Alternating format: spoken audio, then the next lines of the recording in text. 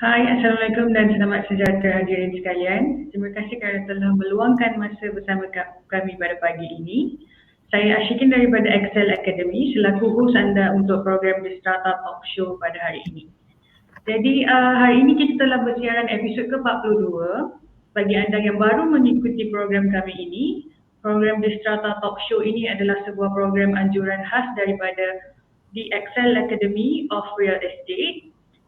Ini adalah sebuah inisiatif dari pihak kami untuk para followers Facebook kami bagi menambah baik lagi ilmu pengetahuan dalam bidang strata management. Jadi tanpa membuang masa, untuk episod ke-42 hari ini kita akan membincangkan topik penguatkuasaan dan proceeding tuntutan charge. Jadi bersama kita hari ini adalah Surveyor Muhammad Rozki Zahar Abdul Rahim. Beliau adalah pengarah di Jabatan Pesuruh Jaya Bangunan POB, Majlis Perbandaran Ampang Jaya. Jadi untuk anda yang mempunyai sebarang soalan, yang ingin ajukan soalan, boleh tinggalkan soalan anda di ruangan komen kami di bawah. Kita akan bincangkan soalan berkenaan dengan topik kita hari ini di akhir segmen kita nanti. Jadi tanpa melengahkan masa, saya menjemput Surveyor Muhammad Rozki Zahar untuk memulakan sesi perkongsian kita pada pagi ini.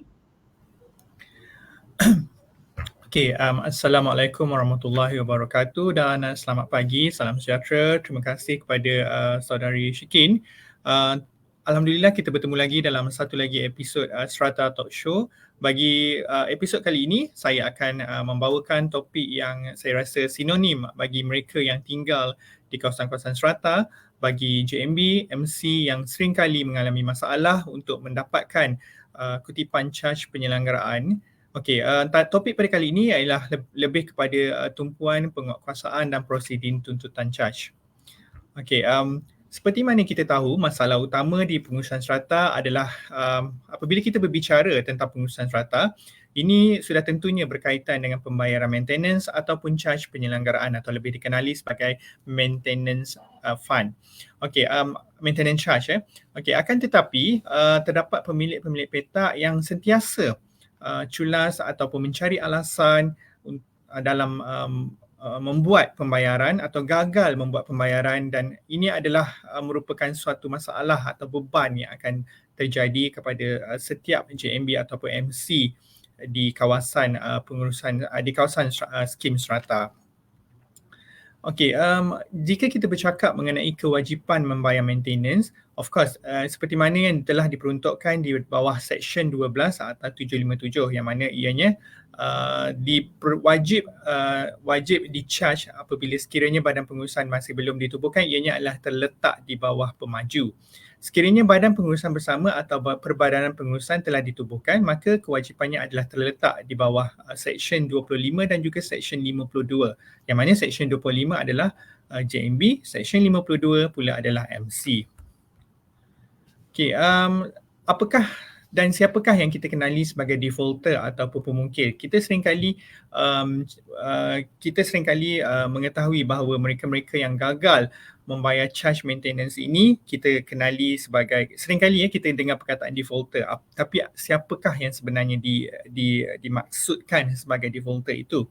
Okey, pemilik unit kediaman yang gagal membuat pembayaran penuh charge penyelenggaraan ataupun dikenali sebagai maintenance charges ataupun kumpulan wang pelepasan atau kita kenali sebagai sinking funds. Okey, kalau katakan dia bayar, dia ada hutang yang tertunggak sejak tahun 2000, let's say lah 2020, tetapi dia bayar untuk current sahaja, adakah ianya akan cover hutang-hutang dia yang lama? Tidak. Ya, ianya masih lagi, sekiranya ianya bayar pada tahun semasa, ianya hanyalah boleh cover hutang-hutang yang tertunggak, tetapi ianya tidak cover pada kadar semasa. Okey, apa-apa pembayaran dan charge yang diwajibkan oleh JMB-MC ke atas mereka selepas tamat tempoh 14 hari daripada tarikh penerimaan notis tuntutan pembayaran. Maksudnya dia akan didefinisikan atau dikenali sebagai defaulter selepas gagal membuat pembayaran selepas tempoh yang ditetapkan, iaitu 14 hari. Okey, apakah tindakan atau tindakan oleh JMB-MC terhadap defaulters atau pemungkir? Okey, antaranya JMB hendaklah mengeluarkan notis ataupun invoice yang menyatakan maklumat dan butir-butir unit, jenis-jenis bayaran seperti charge maintenance, sinking fund dan lain-lain yang berkaitan dengan petaknya serta amount-amount yang tepat untuk tujuan pembayaran. Okey, selain itu, pemilik unit yang menerima notis perlulah membuat pembayaran dalam tempoh 14 hari dari tarikh penerimaan notis atau invoice berkenaan. Okey, apa yang akan berlaku sekiranya gagal? Sekiranya gagal, pemilik-pemilik petak ini akan dianggap sebagai pemungkir atau defaulter mengikut jadual ketiga Akta Pengurusan Strata 757. Okey. Selain itu juga, tindakan yang boleh diambil oleh JMB-MC adalah berdasarkan kepada perkara 6 seperti mana yang telah diperuntukkan dalam jadual ketiga Akta 757.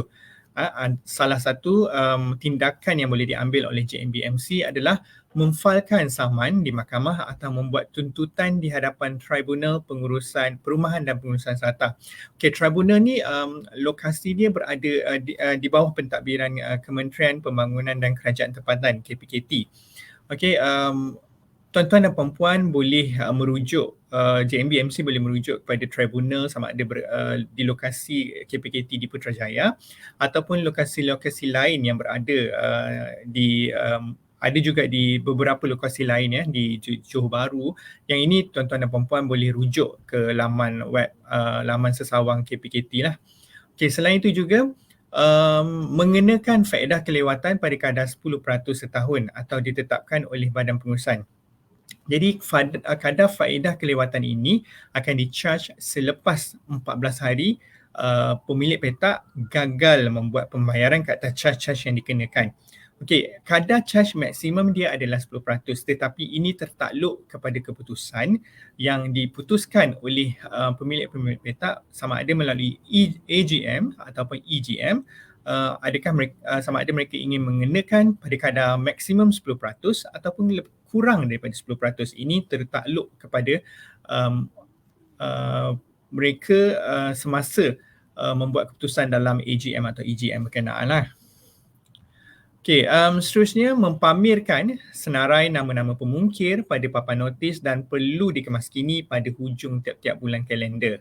Okey, yang ini nama pemungkir-pemungkir ini boleh dipaparkan di papan-papan notis di skim tuan-tuan dan puan-puan. Tetapi perlu diingatkan, nama-nama pemungkir itu hanyalah senarai nama itu haruslah terdiri pada nama, nombor unit dan juga jumlah tunggakan sahaja. Ianya tidak boleh merangkumi nombor kad pengenalan yang mana ianya merupakan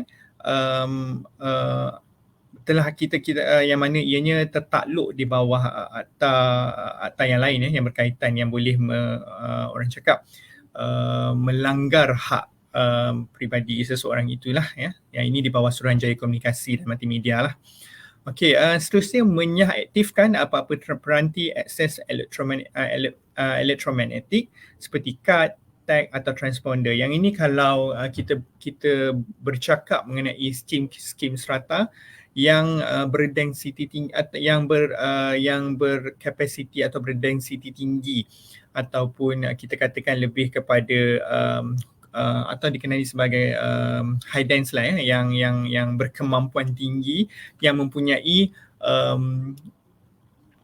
akses masuk melalui kad, melalui smart tag whatsoever yang berkaitan, yang mana mereka boleh mengawal pergerakan penduduk atau pemilik petak, yang mana sekiranya pemilik petak ini adalah tersenarai sebagai defaulter atau pemungkir, mereka boleh menyekat kad berkenaan, tetapi mereka tidak boleh menyekat kemasukan pemilik petak berkenaan ke petak mereka. Maksudnya mereka boleh masuk boleh akses ke petak mereka, tetapi mereka perlu melalui urusan-urusan seperti pelawat lah. Maksudnya perlu mendaftar di dalam buku pelawat, perlu menyerahkan perlu mendapatkan kad pelawat. Jadi ini agak sebagai salah satu cara lah untuk mendidik pemilik petak untuk mereka lebih bertanggungjawab untuk membuat pembayaran. Sebab kalau katakan let's say kalau rumah tuan-tuan dan puan-puan yang mempunyai kad akses yang perlu diakses kepada setiap floor ataupun kepada tingkat tuan-tuan dan puan-puan. Sekiranya tuan-tuan dan puan-puan tinggal di tingkat 20 tetapi kad tuan-tuan diblok, disekat. Adakah tuan-tuan dan puan-puan sanggup untuk naik tangga ke tingkat 20? Jadi itu kita kena fikirkan sama-sama. Okey. Seterusnya, jika saya bercakap mengenai kad tadi ianya bukan merangkumi pemilik petak sahaja. Sekiranya pemilik petak itu yang dia menyewakan unit dia tetapi dia mempunyai tunggakan, jadi beban itu akan tertanggung atau dipindahkan kepada penyewa. Jadi kalau kita nak jaga kita punya investment, jadi kita kena jaga juga perkara-perkara berkaitan yang boleh menyebabkan investment investor kita akan larilah. Okey, seterusnya menahan atau menggantung pemungkir dari menggunakan harta bersama atau perkhidmatan bersama yang disediakan, termasuk mana-mana ruang parkir dalam harta bersama yang telah diperuntukkan untuk kegunaan pemungkir. Dalam kes ni mungkin kalau skim tuan-tuan dan puan-puan yang mempunyai harta bersama atau kita panggil sebagai facilities lah, macam let's say gym, swimming pool, atau court badminton ke whatever lah yang berkaitan, yang boleh dikawal pergerakannya, yang boleh dikawal kemasukannya untuk penggunaan ruang-ruang harta bersama ini, mungkin boleh turut sama digunakan sebagai langkah untuk menyekat defaulter atau pemungkir ini dari menggunakan harta bersama, sebab ini adalah tidak adil bagi mereka yang membuat pembayaran tanpa ada tunggakan tetapi dikongsi bersama dengan mereka yang mempunyai tunggakan ini. Jadi sama-samalah kita fikirkan sejauh mana kita menyalahgunakan atau mengambil kesempatan di atas kesenangan orang lain lah. Okey. Jadi apa JMB dan MC perlu buat sekiranya pemungkir tidak mampu membuat pembayaran penuh ke atas tunggakan petaknya? Okey. JMB MC boleh memasuki apa-apa skim pembayaran ansuran secara bertulis dengan pemungkir bagi penyelesaian tunggakan berkenaan dengan terma dan syarat tertentu yang dianggap sesuai dan wajar. Kepada JMB MC juga kita tak bolehlah bertindak sebagai kita tak boleh bertindak seperti alung ataupun terlalu keras, tidak langsung mempunyai budi bicara untuk perbincangan. Jadi kalau dalam akta tu sendiri dia dah sebut boleh memasuki apa-apa skim pembayaran ansuran. Jadi kita nak galakkan orang buat pembayaran, kita boleh wujudkan skim pembayaran ansuran. Tetapi kepada mereka yang pemungkir ini perlu faham lah, bila tuan-tuan dan puan-puan telah diberikan kesempatan untuk membuat pembayaran secara ansuran, jadi jangan ambil kesempatan itu sebagai kesempatan yang mudah. Maksudnya untuk bulan pertama sahaja bayar tetapi bulan-bulan berikutnya melanggar syarat itu. Jadi kalau apa-apa tindakan yang diambil, jadi tuan-tuan dan puan-puan tak boleh salahkan JMBMC lah. Okay, next kita tengok. Okay. Section 34 Akta 757 telah memberikan garis panduan cara bagaimana untuk membuat tuntutan bayaran charge dan juga caruman skim fund yang masih belum dibayar lah.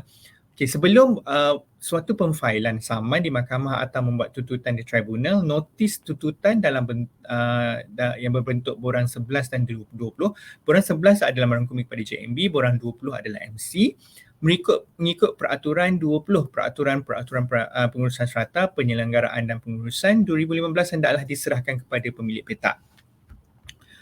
Okey, tempoh kewajipan pembayaran seperti mana yang saya jelaskan di awal tadi, iaitu tidak kurang daripada 14 hari dan diserahkan secara sendiri, pos berdaftar atau diletakkan di unit-unit yang dimiliki.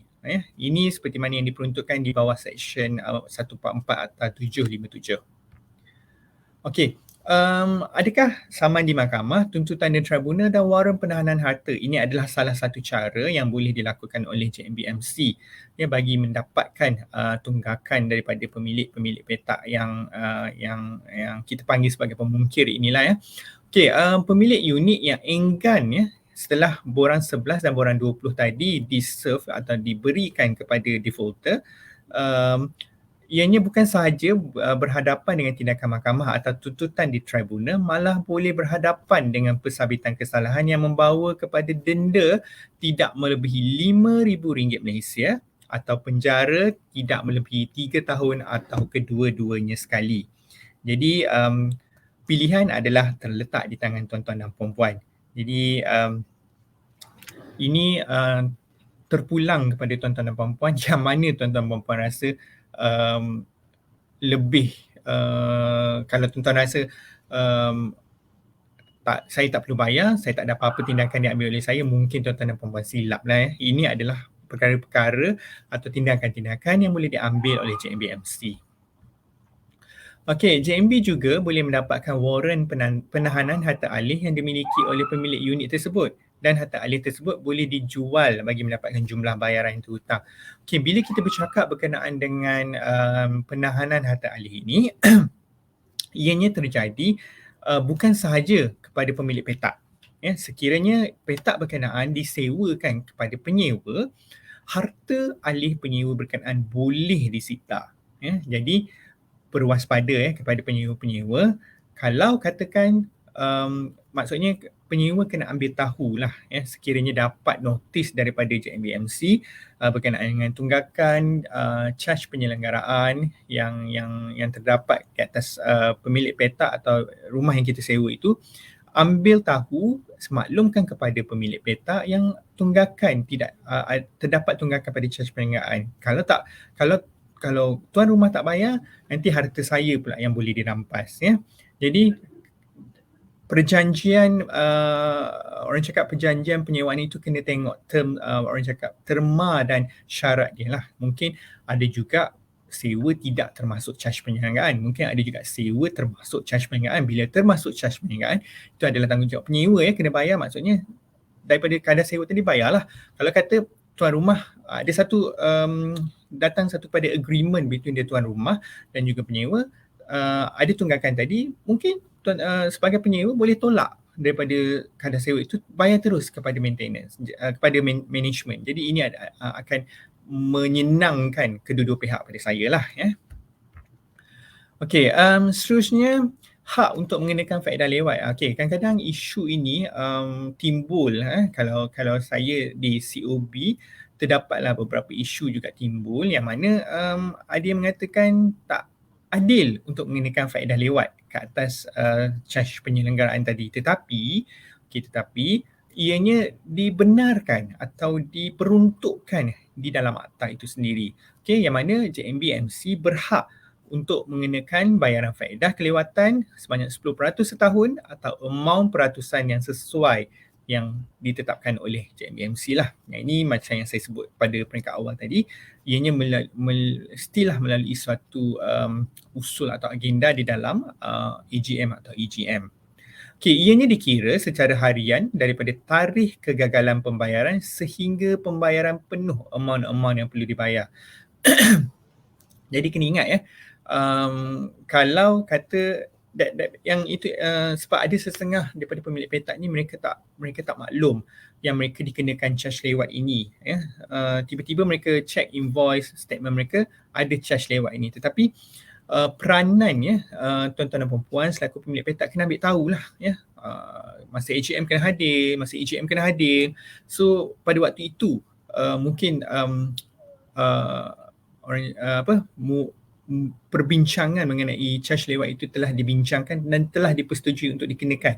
Jadi sekiranya ianya telah diminitkan, dan ianya juga dibenarkan di dalam akta, selagi mana ianya tidak melebihi kadar 10% itu, pada saya tidak menjadi isu. Itu kewajipan tuan-tuan dan puan-puan selaku pemilik petak lah untuk semak invoice, semak statement yang kita dapat setiap tahun atau setiap bulan itu. Okey, cuma saya nak menyebut sendiri, ada setengah JMBMC dia ambil tindakan yang agak lebih agresif lah bila kita sebut menyenarai hitamkan di bawah sikris, sitos, menyekat atau memotong bekalan air. Kalau di dalam peruntukan akta itu tidak menyebut, sebab dalam seperti mana saya sebut tadi, jadual ketiga tu dia dah bagi pilihan dan juga di bawah section 144 tadi, dia dah bagi pilihan kepada JMBMC untuk kenakan kepada pemungkir-pemungkir ini. Tetapi apakah sekiranya ianya tidak dinyatakan dalam akta, adakah ianya menghalalkan atau membenarkan JMBMC untuk kenakan, ya? Selagi mana ianya tidak dicabar, selagi mana ianya tidak terdapat keputusan mahkamah, saya tidak boleh memberi sebarang komen berkenaan perkara inilah, ya. Jadi untuk pada saya, selagi mana boleh dipraktikkan di bawah apa yang telah dipraktikkan di dalam akta itu sendiri, kita praktikkan yang itu dan terdahulu. Memang kita faham ada setengah perkara bila buat menyekat atau memotong bekalan air itu orang akan datang bayar. Bila buat sikris orang akan datang bayar sebab nak buat pinjaman yang agak susah. Tetapi buat apa yang ada di dalam akta itu dulu, pada saya lah, pandangan saya. Okey. Bila kita menyebut atau menyekat salah satu tindakan yang pada saya saya boleh lihat ianya menjadi satu trend atau sebagai satu kejayaan kepada JMBMC lah, ya, iaitu menyekat memotong bekalan air. Tetapi bila kita lihat satu persepsi lain di dalam akta yang lain, yang seperti mana yang diperuntukkan di dalam Akta Industri Perkhidmatan Air 2006, Akta 665, ya, yang menyatakan mana-mana pembekalan listing pengagihan air boleh dengan kelulusan Suruhanjaya mengurangkan jumlah atau tekanan air dan memberhentikan secara sementara bekalan air. Kita faham, mungkin JMB dia punya perception dia akan tengok yang saya kontrol air sebab saya yang pegang, saya akan charge, keluarkan bil air setiap bulan. Tetapi kena tengok punca utama bekalan air itu daripada mana. Bukan tuan-tuan dan puan-puan yang proses air itu, bukan JMBMC yang proses air itu, tetapi ada pihak lain yang membekalkan, yang memproseskan bekalan air berkenaan. Jadi tak boleh ambil tindakan sewenang-wenangnya untuk terus potong atau sekat bekalan air. Tetapi kalau ianya dicabar, tuan-tuan dan puan-puan mungkin boleh disabitkan di bawah Seksyen 54 inilah. Okey, yang mana sekiranya disabitkan, dan JMBMC boleh didenda tidak melebihi RM50,000 atau dipenjarakan selama tempoh tidak melebihi 6 bulan atau kedua-duanya sekali. Jadi yang ini pada nasihat saya, aplikasikan atau gunakan sebaik mungkin apa yang diperuntukkan di dalam akta itu terlebih dahululah. Okey, sekatan ke atas penyewa dan lain-lain yang berkaitan. Okey, sekatan atau tindakan boleh dikenakan terhadap keluarganya, ya, pemungkir, keluarga pemungkir, atau mana-mana pemegang gadaian, penyerah hak, pengganti dalam hak milik, penerima pajak, penyewa atau penghuni petaknya. Ini yang saya nyatakan tadi, ya. Penghuni yang ada maksudnya mereka yang berkaitan dengan pemungkir. Maksudnya kalau penyewa tadi memang adalah, kalau kata rumah kita serahkan kepada adik kita, kakak kita atau siapa-siapa yang berkaitan dengan kita untuk untuk tinggal di petak itu, tapi kita merupakan defaulter. Jadi kalau kata nak sita harta tu memang boleh. Ya, ini yang telah diperuntukkan lah. Okey, kesan sekatan. Okey, kesan sekatan-sekatan yang dikenakan oleh JMBMC yang seperti mana yang saya nyatakan tadi, bukan sahaja mengikat kepada defaulter itu sendiri. Bahkan ianya turut mengikat sesiapa sahaja yang menduduki premis tersebut. Sama ada ahli keluarganya, penyewa ataupun tetamunya sendiri, ya. Okey. Tindakan lain, seperti mana yang saya nyatakan tadi, mungkin tindakan lain yang boleh dikenakan juga oleh JMBMC, antaranya notis tuntutan atau kita kenali sebagai letter of demand. Okey, ianya mungkin boleh disediakan melalui peguam-peguam yang menawarkan perkhidmatan berkenaan. Mungkin antara anggaran yang boleh saya sebut 30 ke hingga RM50 per notis. Ini secara anggaran sahaja, bukan secara total nilai ianya, ya. Yang ini mungkin ada setengah syarikat firma guaman itu mengenakan charge yang lain daripada kadar yang ditetapkan. Okey, tindakan lain, writ saman. Writ saman merupakan salah satu prosedur undang-undang di mahkamah yang membenarkan pihak yang terkilan menuntut hak mereka daripada defendant. Ini pihak yang hingkam, maksudnya JMBMC boleh mengenakan writ saman ke atas defaulter inilah. Okey, kalau dinyatakan antara tribunal dan mahkamah mana satu pilihan. Okey, kalau tribunal itu kos dia adalah murah, adalah rendah. Kalau kita pergi kepada peringkat mahkamah, kos itu adalah tinggi sebab kita nak kena lantik peguam, kita nak kena filekan beberapa perkara. Jadi kalau pergi tribunal, kos dia lebih kurang dalam RM100 sahaja pemfailan. Jadi pada saya boleh di peringkat awal boleh pergi kepada tribunal, tapi itu terpulang kepada JMBMC di mana mereka rasakan mereka mampu untuk membuat tindakan itulah. Okay, jadi saya rasa cukup setakat itu dulu untuk tuntutan dan proceeding charge lah daripada saya untuk kita bincangkan pada hari ini. So saya serahkan semula kepada Shikin untuk seterusnya. Terima kasih. Okey. Terima kasih kepada Surveyor Muhammad Rul Izhar kerana telah berkongsi pandangan dan juga information berkenaan dengan topik kita pada hari ini. Jadi seterusnya kita akan beralih kepada sesi soal jawab. Jadi sebentar ya. Okey.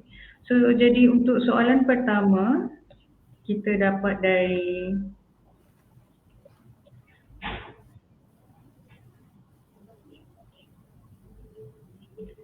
kita dapat daripada Mizadi.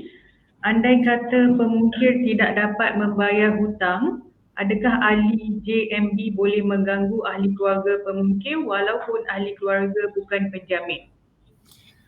Okey, kalau kita tengok tadi slide yang saya ada share tadi, kita tengok kesan sekatan. Okey, kalau kita tengok kat sini memang dia dah saya tak faham terma mengganggu itu macam mana yang dimaksudkan oleh Mizadi ni lah.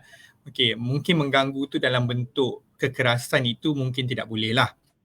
Yang itu saya tak yang sebab saya tak nampak terma maksud mengganggu. Tapi kalau dikaitkan secara langsung, kita tengok balik pada slide ini kesan sekatan itu boleh mengikat sesiapa sahaja yang berkaitan dengan defaulter itu sendiri, sama ada ianya ahli keluarganya, penyewanya atau mungkin juga tetamunya.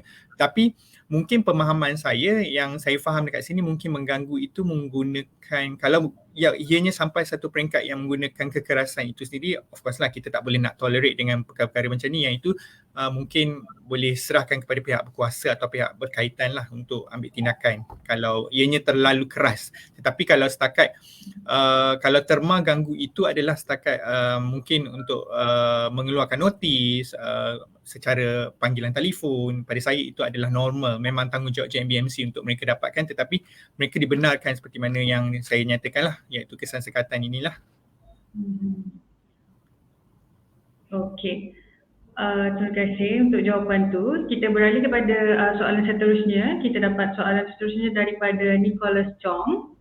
Soalannya, faktor-faktor yang perlu diambil kira dalam membuat keputusan mengenai tindakan penguatkuasaan atau penalti. Mungkin apakah faktor-faktor yang perlu diambil kira lah. Okey.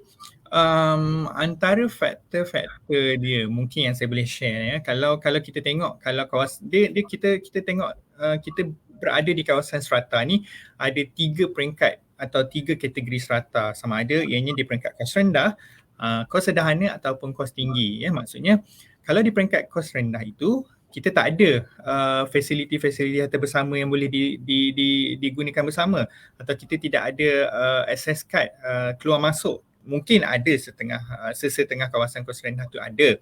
Jadi bila kita nak ambil kira faktor-faktor yang ini yang seperti mana yang diperuntukkan di dalam jadual ketiga itu sendiri, kita kena tengok balik kemampuan itu atau apa yang boleh diambil. Kalau macam kondominium kawasan kos tinggi, kawasan-kawasan high dense, tak ada masalah sebab dia memang ada sistem transporter itu, sistem access card. Jadi mereka boleh block access card itu, tak ada masalah. Tapi kalau kos rendah yang free easy, mereka keluar masuk tak ada sekatan.